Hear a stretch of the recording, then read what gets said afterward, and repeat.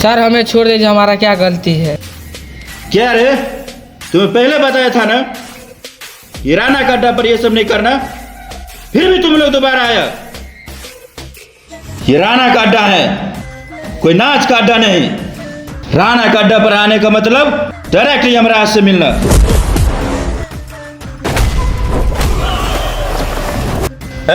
कौन है यहाँ?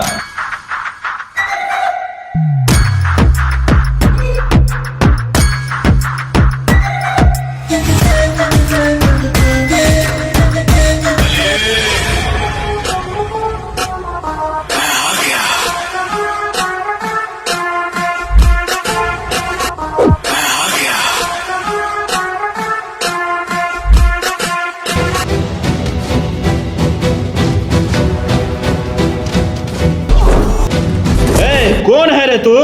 लोग तो हमें राज नाम से जानते हैं, लेकिन देख तेरा मौत हूं मैं। शायद तुम्हें पता नहीं, ये राना का अड्डा है। यहाँ आने का रास्ता है, जाने का नहीं।